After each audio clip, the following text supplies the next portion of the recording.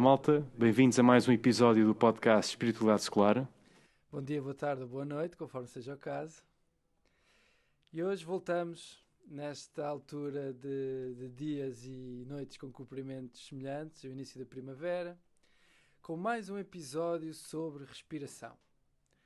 É um tema que já temos tratado aqui várias vezes, já falámos de um livro inteiro só sobre respiração, falámos de técnicas de respiração, falámos de como usar a respiração para a ansiedade.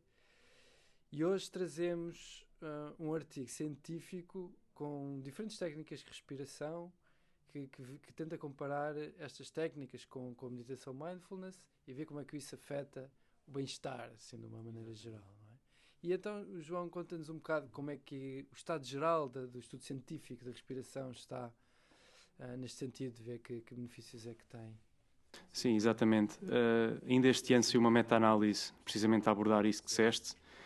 E o que ficou comprovado é que muitos dos estudos que tentam avaliar a relação entre práticas de respiração como uma ferramenta de alívio de stress eram estudos que para já não tinham amostras significativas, tinham uma população muito específica, uma população clínica, por exemplo, doentes com doenças respiratórias, e isso torna um bocado difícil depois traduzir essa investigação para outro tipo de populações, para a população geral.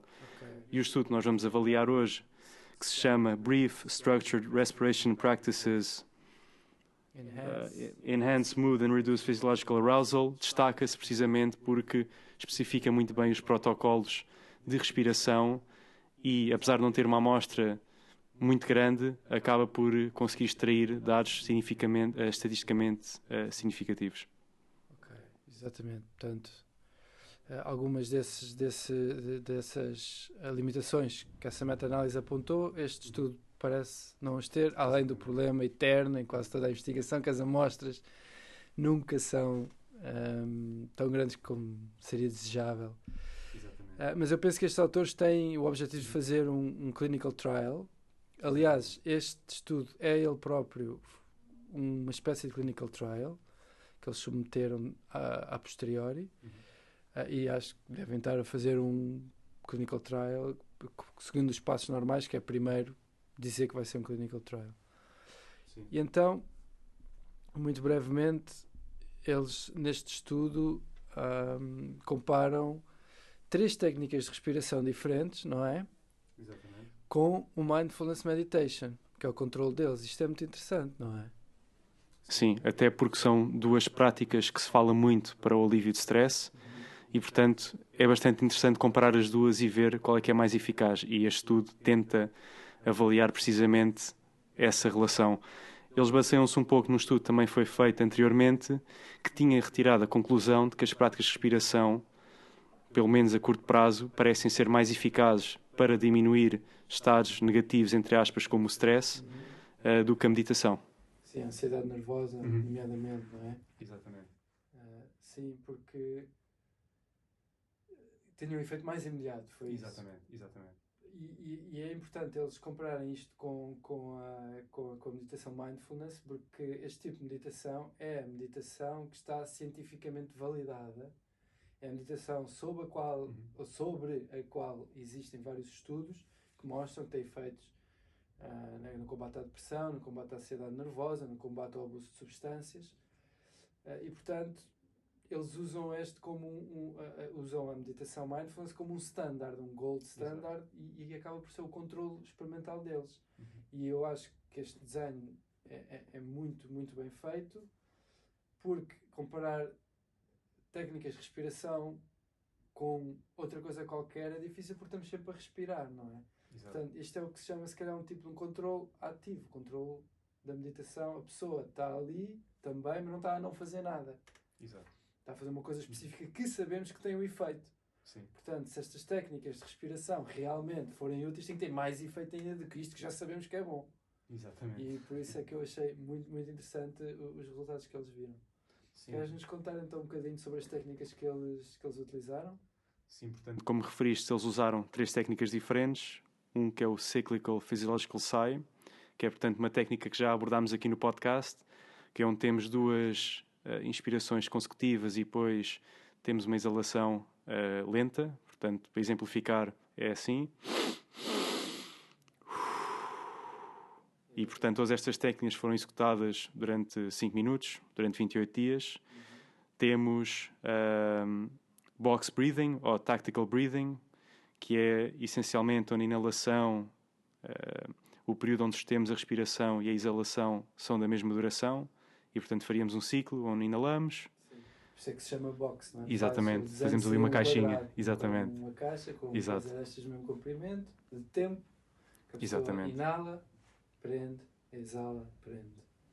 Exatamente. E depois temos uma técnica de hiperventilação, que é semelhante à respiração do Wim Hof, onde temos onde aqui o ênfase é na inspiração, temos uma inspiração mais intensa do que a exalação, e depois sustemos a nossa respiração. Portanto, temos aquele período de inspiração, sustemos e a seguir registaram como é que a pessoa sentia, se estava com...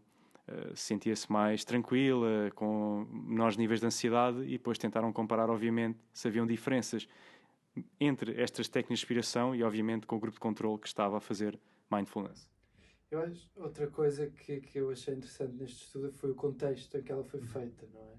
Portanto, eles fazem este estudo durante a pandemia, durante o Covid, em que há um problema de infecção respiratória para a sociedade em geral, e eles decidem fazer um estudo remoto, ou seja, as pessoas não foram ao laboratório para fazerem estes exercícios de respiração e para serem medidas. Certo. Foi tudo feito à distância, não é? Que também para mim é um salto metodológico interessante. Eles distribuíram sensores às pessoas, que as pessoas podiam usar para medir algumas medições fisiológicas, e os questionários, tudo online, e as pessoas iam fazendo os exercícios, mas eles não sabiam, não é? Se as pessoas iam fazer os dias todos, se não iam fazer. E eu achei muito, muito interessante que eles de facto conseguiram executar o estudo sequer desta maneira e com tanta robustez. Certamente não é fácil, especialmente no que toca à parte do mindfulness, porque, no ponto de vista logístico, parece-me bastante mais fácil ensinar alguém remotamente a como executar uma destas práticas de respiração. No entanto, o mindfulness é sempre mais complicado de averiguar a eficácia daquilo que a pessoa está a fazer, porque a pessoa pode, em teoria, estar a tentar fazer mindfulness, mas está apenas de olhos fechados e perdido nos seus próprios pensamentos. Pois pode. Eles têm as instruções bastante claras do que é que a pessoa deveria estar a fazer, não é? E neste caso eles pediu à pessoa que começasse por prestar atenção à respiração sem a controlar, ok? E aqui era a parte importante, é que a pessoa não tente controlar a respiração, e depois focar o olhar no centro da testa, de olhos fechados, não é? Portanto, apontar os olhos, e sempre que a pessoa reparasse que já não estava a fazer isso, voltar à respiração e voltar a apontar o olhar. Portanto, esta era a instrução do mindfulness. Exatamente. Era assim mas é como tu dizes, quantas vezes é que a pessoa sai e entra de estado de concentração ou não? Exato. E outra coisa é que a duração, não é? No mindfulness era 5 minutos, ok? E o normal num exercício de mindfulness são 20. Exatamente. Portanto, isto também é aqui uma peculiaridade que é preciso manter em mente quando agora fomos falar da comparação dos resultados, que o mindfulness faz isto e as respirações fazem aquilo. Outra que eu acho importante manter em mente é que o objetivo do mindfulness não é os efeitos que eles estão aqui à procura, ou seja, o objetivo do mindfulness não é reduzir o stress, não é melhorar o humor, não é baixar a ansiedade nervosa, apesar de fazer isto tudo. Exatamente. O objetivo do mindfulness é ser capaz de prestar maior atenção ao que se está a passar à nossa frente. Sim. Esse é que é o objetivo do mindfulness. Exatamente. Isto é tudo efeitos secundários que são muito positivos, não é? Certo. Sim, uma grande parte do mindfulness é também a questão do insight, da pessoa retirar um conhecimento melhor sobre aquilo que está a experienciar, de se aperceber melhor o que é a experiência subjetiva de ter uma emoção, de perceber como é que a emoção vai variando. Sim. E estas coisas, obviamente, não dá para quantificar, pelo menos por enquanto. Por enquanto. Ainda ninguém fez um estudo para ir atrás disso. Exatamente. Mas estamos cada vez mais perto, eu penso. Aliás, eles aqui, não é? Eles medem fatores psicológicos. Sim. São escalas psicológicas, Exatamente. são instrumentos psicológicos validados, não é? Questionários do tipo Exatamente. Likert. E comparam isso tudo com algum sucesso. Sim, eles na questão da ansiedade, eles usam o State Rate Anxiety Inventory. Penso que esse é um dos questionários usados e como tu disseste, são todas escalas validadas.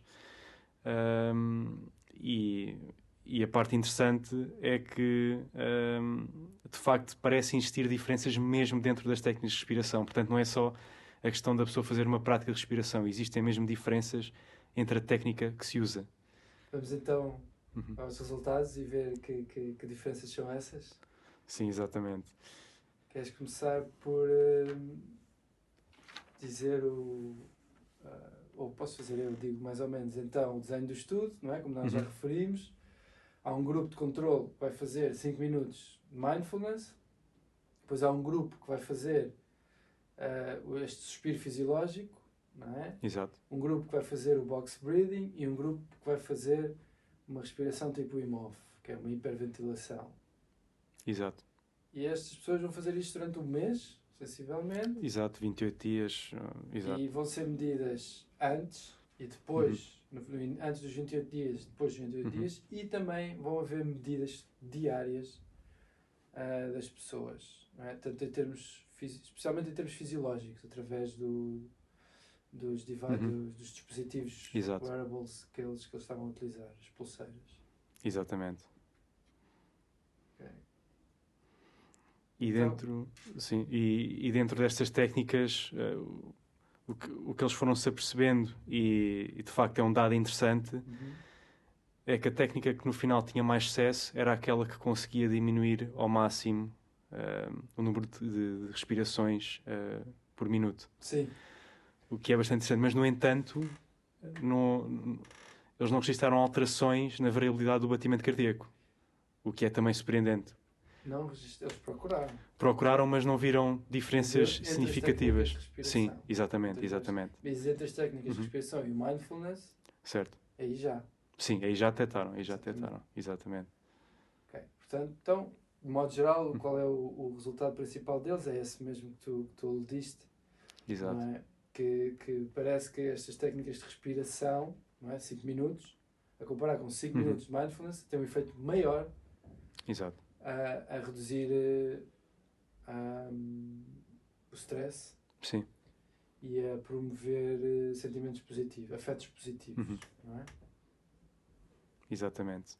E nesse caso a técnica que teve mais sucesso foi aquela que eu demonstrei no início, que é o Physiological Sigh.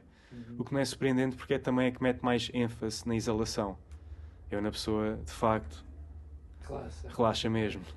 Onde passa mais tempo ali a mandar o ar fora. Sim. Portanto, nesse aspecto não é muito surpreendente.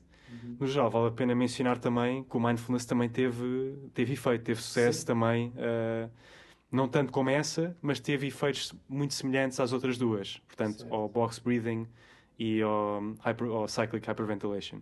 Sim, e eu acho que é importante, obviamente que é importante comparar e sabemos que eles estavam à procura de uma medida em particular, que é esta baixa do stress geral autonómico e da ativação autonómica, da excitação autonómica, não é? Portanto, os batimentos cardíacos rápido demais, pouca variabilidade, respirar frequentemente, muito frequente, ou mais frequente que o que seria desejado. Mas as outras técnicas de respiração têm vantagens para outras coisas.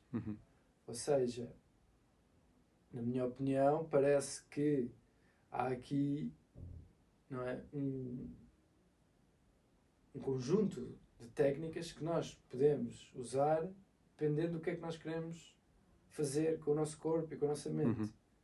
E que vão sempre ser através da respiração, e que nós, através de modularmos a respiração, podemos fazer coisas muito surpreendentes. Exatamente. Ou acalmarmos completamente, ou, por exemplo, eu conheço o Box Breathing, que foi famosa pelas Forças Especiais da Marinha Americana, os SEALs, que eles usam para manter estabilidade. Ou seja, não é para relaxar nem para excitar. É para manter aquele nível que é preciso para fazer as coisas. Exato. E, portanto, se calhar, se uma pessoa precisa de de executar qualquer coisa, de fazer uma tarefa. O physiological sigh, se for uma tarefa criativa, pode ser bom, que a pessoa relaxa e por onde vai, mas se for uma tarefa que exige alguma atenção e algum estado de alerta, o box breathing é aquele que seria mais indicado. Certo, exatamente. Já a respiração estilo Wim Hof, nós vimos aqui no nosso episódio em que analisámos os efeitos no sistema imunitário, não é? Que eram surpreendentes de uma maneira quase incrédula, que só por fazerem exercícios de respiração, mais o frio, pronto, há essa componente, eles eram capazes de transformar o sistema imunitário deles e ser mais poderoso. Exatamente. Não, e como os autores aqui referem, de facto, estas alterações e estes efeitos todos, obviamente já temos alguma ideia sobre o porquê disto ser assim, mas ainda há muito para descobrir em termos do que está a acontecer no corpo. Sim. E, mais especificamente, a nível do cérebro. Certo. Eles aqui não olharam para o cérebro de todo. Exato. Não é? Eles têm não é? As medições da respiração, que é indireto, que é através do batimento cardíaco. E sabemos, não é? Como é que o coração e os pulmões estão inervados e vão dar ao cérebro em geral, mas depois as áreas do cérebro em si que estarão envolvidas, ou mais ainda dos circuitos específicos, ainda é uma área que eles querem explorar. Exato. Mas que não foi explorada neste estudo e que estaremos aqui com muita atenção a ver o que é que sai. Exatamente. Sim, eles mencionam, pelo menos em estudos animais, que a pressão anterior da ínsula está mais ativa em estados de ansiedade mais elevada e que ao diminuirmos a frequência de respiração conseguimos, de certa forma, desativar ou diminuir um bocado a atividade dessa região. Mas agora, pronto, temos um conhecimento ainda mais aprofundado, especialmente em humanos, é claramente, como estás a dizer, o próximo passo. E penso que os autores também mencionam que no futuro será essa a ideia, não é? Sim. E umas outras coisas que se sabe, que eles também mencionam na introdução, não é? Que nós aprendemos melhor quando estamos a inalar, que é possível alguns ritmos de oscilações neuronais podem ser sincronizados através da respiração. Nasal, exatamente. Em zonas que nós achamos que são de cognição superior. Certo. Portanto, há aqui muito para explorar.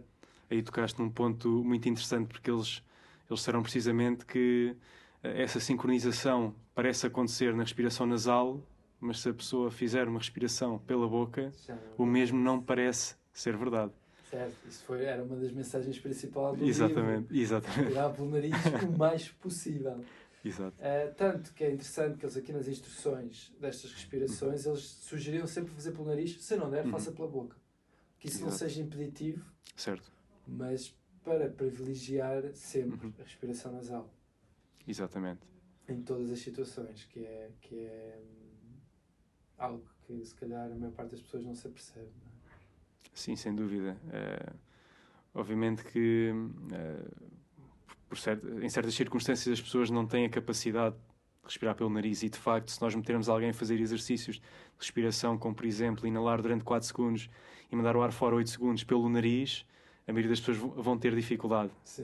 É por isso que muitas vezes é mais fácil mandar o ar fora pela boca, é mais fácil aprender no início a fazer isso, mas, no entanto, é uma das razões pela qual é importante mesmo aprender a respirar, porque existem diversos efeitos e benefícios a aprender a respirar fundamentalmente pelo nariz. E prestar atenção, é isso, prestar atenção à maneira como estamos a respirar, se estamos a respirar pela boca ou pelo nariz, em que situação. Exato. Em que situações é que estamos a respirar pela boca e seria possível respirar pelo nariz? Experimentar, tentar brincar com isso e ver o que é que o nosso corpo nos vai guiando, porque todos respiramos e é uma questão de realmente começarmos a prestar atenção a isso e os efeitos são bastante positivos a partir do momento em que começamos a... Não é? Se eu me lembro do resumo do livro que nós concluímos é que era melhor respirar pelo nariz e menos. Certo. E eles aqui neste artigo também falam disso, não é? Falam, sim. Que a respiração vai dar... Que as pessoas que praticaram determinada técnica de respiração com maior assiduidade tinham mais efeitos, não é? Ou seja, é surpreendente, quem pratica mais vê melhores resultados. Isso é em tudo na vida, é assim. mas também que essa assiduidade também ajudava a... Esqueci-me o que é que eu ia dizer. Parece ter um efeito cumulativo também. Sim, Ou cada seja, vez não é só uma questão... Ou seja, parece que há mesmo ali um fator multiplicativo que vai aumentando o efeito dessa prática de respiração. Certo, sim. E que eu também achei interessante. Achei interessante, obviamente, como tu disseste, se nós repetirmos algo várias vezes, obviamente vamos retirar mais efeito disso. Mas agora o facto também, aparentemente, existe um efeito multiplicativo, também parece-me ser interessante. Sim, sim. Exato, é importante manter a prática. Não é? Exatamente. E aí, claramente, parece mais fácil, e os autores falam sobre isso, meter alguém a aprender uma técnica de respiração onde a pessoa repara e sente nos efeitos de forma mais imediata do que uma prática de mindfulness, onde para a maioria das pessoas fazer isso durante 28 dias seguidos vai ser complicado. Pois, aliás, uma prática de mindfulness, 28 dias, é pouco. Sem dúvida. Sem dúvida. Normalmente a recomendação são 60, por volta de 60 dias, 8 semanas. Exatamente. Não é? Começando devagarinho e ir aumentando, em que só se calhar 28 dias é que são realmente práticas de 20 minutos, 2 vezes por dia, portanto é um protocolo, digamos, mais exigente, e isso é outra das grandes descobertas, eu acho, aqui deste estudo, é que com este padrão da respiração fisiológica, 5 minutos por dia pode ter um efeito muito grande na regulação emocional da pessoa. Okay? E isto eu acho fantástico, porque a minha recomendação seria tentar fazer este exercício em 5 minutos quando a pessoa está a tentar dormir, por exemplo. Sim. Apesar de eles não terem visto efeitos nenhum não viram sono, alterações no sono curioso. para nenhuma das técnicas. Pois foi. Também, eu não... Se calhar ficou expresso no estudo, mas eu não me lembro quando no dia que eles faziam estas práticas. Porque isso também pode ter influência. Eu estava a pensar, precisamente, se calhar devido ao ciclo de cortisol durante o dia, se a pessoa fizer a uma certa hora, de forma a recalibrar um bocadinho a descida de cortisol, podia ter diferença entre fazer de manhã ou fazer à noite, por exemplo. Eu não me recordo que eles tenham... Pois, eu penso que, como isto foi feito remotamente e durante o Covid, as pessoas escolhiam quando faziam. Pois. Já teria que ser outro estudo específico, é pôr uns a fazer de manhã, uns à tarde e uns à noite. É que isso também pode ter diferenças. Pois pode ter diferenças. Porque, como tu dizes, nós temos os nossos ciclos hormonais diários e se a pessoa está a tentar... Pois, mas no mindfulness é recomendado de manhã e à noite. Sim. Ou de manhã e à tarde. Ou seja, quando se está a acordar e quando se está a acalmar. Em geral. Exato. As 2 vezes. Mas lá está, o mindfulness não tem o objetivo de nos acalmar. Não. De nos relaxar. Apesar disso acontecer. Exatamente. Que é interessante porque eles falam também na questão da interocepção, de como mesmo a prática, a meditação, pronto, é claramente aquela ferramenta que se pensa ser melhor para melhorar a nossa capacidade interoceptiva. Mas a respiração aparentemente também tem... Aliás, mesmo no mindfulness, isso não é um dado adquirido. Sim, a capacidade interoceptiva melhora. Sim. E vamos explicar um bocadinho o que é isto que nós estamos a falar, que é a capacidade de nós sentirmos, interpretarmos e diferenciarmos os nossos estados internos do corpo, como é que está o nosso estômago, como é que estão as nossas pernas, como é que está o nosso cansaço, como é que está os nossos ombros neste momento, como é que está a minha temperatura corporal neste momento, como é que está o meu aparelho digestivo, como é que está o meu aparelho sexual, como é que está... Ok, estas sensações das vísceras. Exato. E conseguir interpretar e utilizar esta informação, esta é a tal interocepção, que é a percepção é do que vem de fora e esta é do interior, a percepção do interior. Portanto, a interocepção. E a meditação, mindfulness, pode aumentar, porque se esse for o objeto, não é, da meditação, portanto, treinando a habilidade de mindfulness, depois podemos dirigi-la ao que quer que seja. Certo. E se for dirigida à interocepção, assim, a interocepção será melhorada, mas se for dirigida para fora, não há nenhuma razão partida pela qual o mindfulness só por si, pelo menos no meu entender... Sim, até porque é um termo bastante vago, no geral, porque existem várias definições e depois também os métodos para estudar de interocepção. Ou seja, existem diferenças entre vários autores em arranjar uma definição concisa e depois, ao mesmo tempo, os testes que são usados para avaliar a capacidade interoceptiva também são difíceis, ou seja, ainda não temos ali um teste ideal. Existe o teste do batimento cardíaco, onde pedimos à pessoa para dar uma estimativa de quantos batimentos cardíacos está a ter num período, por exemplo, de 1 minuto, sem, obviamente, usar os dedos nem nada, e depois pedimos à pessoa para dizer com que confiança é que diz que teve 60 batimentos cardíacos por minuto. A pessoa dá uma escala, por exemplo, 0 a 10, e depois compara-se, obviamente, o valor real com o valor que a pessoa disse, e também se compara o grau de confiança relativamente a essa diferença. Sim. E, portanto, este é um teste muito usado. No entanto, é algo difícil, não é? É algo difícil de avaliar. Sim. Mesmo. Sim. Em relação à definição, normalmente a interocepção é definida por oposição aos 5 sentidos. Certo. Os 5 sentidos serão externos, este seria o 6º sentido interno. Portanto, o sentido de sentir o que se passa por dentro. E que se calhar não é só um. Pois. Como disseste, há o do batimento cardíaco, mas depois há a temperatura, há a pressão, não é? Quer dizer, a pressão já é o tato.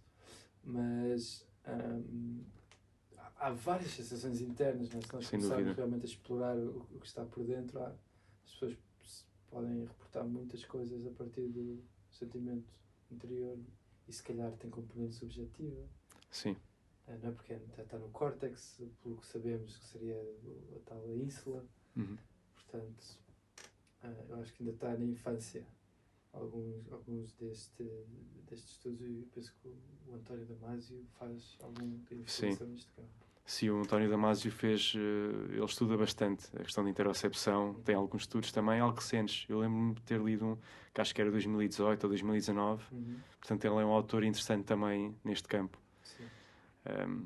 Na questão da meditação também, outro grande mistério também é se há diferença entre, por exemplo, fazermos uma prática de meditação onde focamos nas sensações das nossas mãos ou se nos estamos a focar na sensação da nossa cabeça ou dos nossos pés. Será que existe diferença dependendo do objeto de estudo? Sim, isto também é algo que não foi muito explorado, também não sabemos ao certo a mínima dose efetiva também. Da meditação. Exato. Temos alguma ideia, mas... Penso que isso há alguns estudos. Sim. Então, sim. Que é os tais 20 minutos, não recomendados. E então pronto, claramente é um campo que ainda tem muito, muito para dar. Sem dúvida.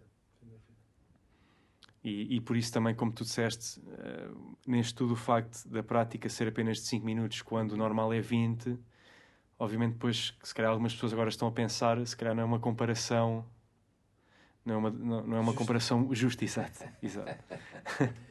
Certo. Mas, lá está, aqui o objetivo não era ver qual é que era melhor. Eu penso que o objetivo deles era ter um bom controlo para comparar as 3 técnicas de respiração. E também ter o cuidado que não é, que eles estão a fazer com pessoas. Não é? Isto é um estudo em pessoas, não é animais. Portanto, não se pode fazer coisas às pessoas que à partida sejam mais para elas. Por razões éticas que espero que sejam óbvias para toda a gente. E, portanto, o próprio controlo, se já for benéfico, é uma mais-valia neste tipo de estudos. Exato. Porque já estamos a usar as pessoas, mas estamos ao menos a usá-las como controle, ou seja, não nos vamos dar o melhor que nós sabemos, ou hipotizamos que seja o melhor, mas o que já estamos a dar já é bom, já ajuda. Sim. E, portanto, aqui o Mindfulness também serve esse papel.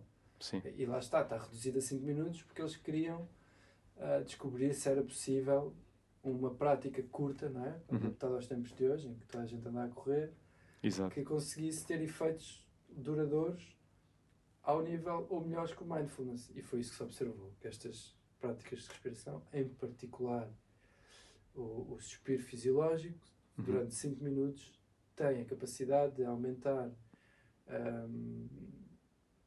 o afeto positivo, Exato.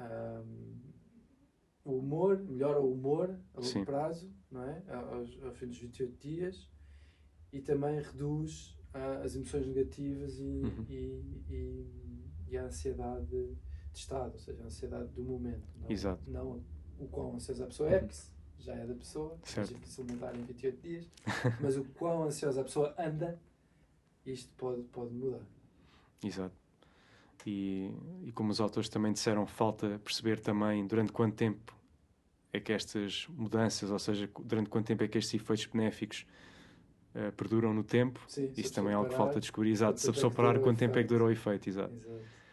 Isso é uma pergunta para mim muito interessante, não é? Porque sabemos que, ou quer dizer, não sabemos, mas eu, pelo menos, da minha experiência, é que há efeitos que ficam e efeitos que não ficam, da meditação.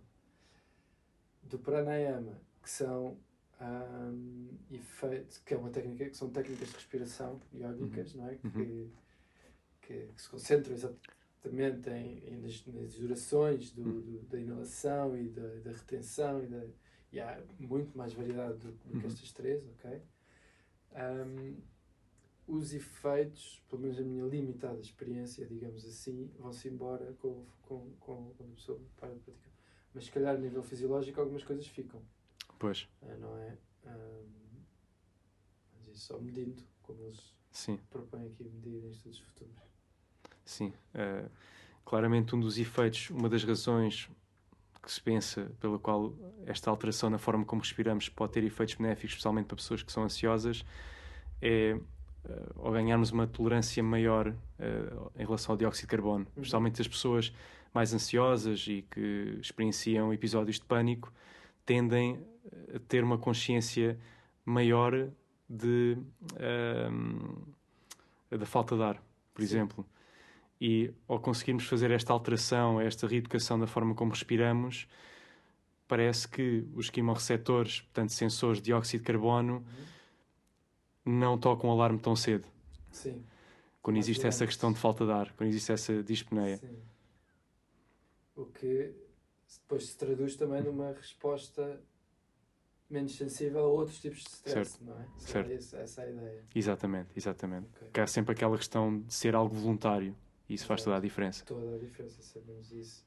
Porque dá controle também, não é? Porque alguém que está num estado de ansiedade elevado, essencialmente sente uma falta de controlo e ao praticarmos uma técnica que estamos a controlar, é quase como aquele caos se vai desvanecendo um bocadinho porque estamos a retomar o controle do corpo. Sim. E isso também parece ser um dos benefícios da prática da respiração. Pode não ter nada a ver com respiração, não é? Sim. Pode ter mais a ver com esta percepção, aumentar a percepção de controle da pessoa. Exato. E isso em si sabemos que é benéfico para diminuir a ansiedade e, portanto, também está aqui misturado neste estudo. Exato. Sem dúvida. É muito interessante. E claro, aumentando o sentido de agência da pessoa, se a pessoa sentir que é ela que faz acontecer as coisas, está menos ansiosa. Exatamente. E para mim um tópico também que eu achei muito interessante e gostaria de perguntar era que muitas vezes quando nós nos focamos numa emoção, numa sensação no nosso corpo, existe uma amplificação dessa mesma sensação. E isso, por um lado, por exemplo, com a ansiedade, pode piorar a ansiedade, porque estamos mais conscientes dessa sensação. Mas ao mesmo tempo pode acontecer o oposto. Ou estamos mais conscientes, vemos a transformação dessa sensação e ela vai desvanecendo. Sim. É interessante perceber onde é que é ali o limite onde podemos ir para o caminho A e para o caminho B. Boa pergunta. Quando tu dizes focar a atenção numa emoção negativa, a técnica que eu conheço do mindfulness é focar o corpo. Ou seja, eu tenho um desgosto de amor. Não é? Estou em profundo desespero. E a maneira, segundo o que eu aprendi do mindfulness, para lidar com isso, não é continuar a pensar o quão desgostoso eu estou do amor e ai, que ela não me quer. Não é?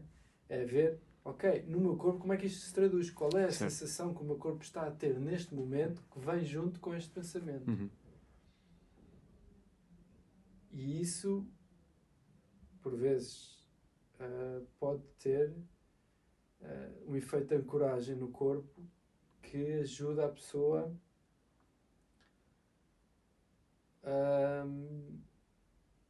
a dissipar um bocado Certo. a sensação desagradável, mais do que exacerbar. Porque, pelo menos neste exemplo que eu estou a dar, a ideia é que é o problema. E a sensação, pois, no corpo é desagradável, mas não é terrível. Uhum. Mas Certo. a ideia é terrível, fui rejeitado. A ideia é terrível, Exato. não me presto. A sensação no corpo é, parece que estou aqui com dificuldade em respirar à volta do peito, ou o peito está pesado, o coração parece que está a bater. Uhum. Mas isto é uma sensação, não é terrível. Agora, o ser rejeitado é terrível. Exatamente. Não é, porque acontece a toda a hora. Mas aprendemos com isso. Exato. Não é que os autores tocam brevemente nesse ponto e eu achei muito interessante porque, especialmente pessoas que têm níveis muito altos de ansiedade costumam, por exemplo, sensações normais no corpo, como sentir um aperto, um bocadinho, sentir um aperto no peito, por exemplo, que pode ser devido ao ter feito o peito no ginásio ontem, ou ou não sei, ou porque dei ali um jeito, ou algo assim. Alguém que já experiencia a ansiedade com muita frequência vai interpretar esse estímulo como, ou não, se calhar estou a ficar ansioso. Okay. E então parece que esta é uma espada com duas pontas no que toca a essa capacidade de interocepção, que é de termos uma consciência maior daquilo que está a acontecer no nosso corpo, das nossas sensações internas, mas ao mesmo tempo esse poder que parece ser benéfico, esse sentido que parece ter também na literatura demonstrar que níveis mais elevados de interocepção estão associados a pessoas com maior capacidade de regulação emocional, também parece haver ali uma possibilidade de ir para o outro lado. E portanto achei interessante que eles também tocaram um bocadinho nesse aspecto. Sim, e eu acho isso interessante porque depois o mindfulness lida exatamente com isso. Sim. Da pessoa, apesar de estar a sentir aquilo, ou apesar de eventualmente pensar algo, não se deixar levar Exato. por esse pensamento se ela não quiser ir com esse pensamento. Não é? Portanto, isso é que é o objetivo do mindfulness, é perceber onde é que está a nossa atenção. Se está neste pensamento, depois, primeiro perceber onde é que está a nossa atenção e segundo, poder escolher onde é que queremos pôr a nossa atenção. Exato. Isso é que é o verdadeiro objetivo do mindfulness. Exato. E portanto, no treino do mindfulness é exatamente para lidar com esse tipo de problemas, dos pensamentos intrusivos e dos pensamentos desesperantes e assustadores, e a pessoa conseguir ter outra forma de olhar para eles com mais curiosidade e menos aceitação. Certo. Exato. Exato.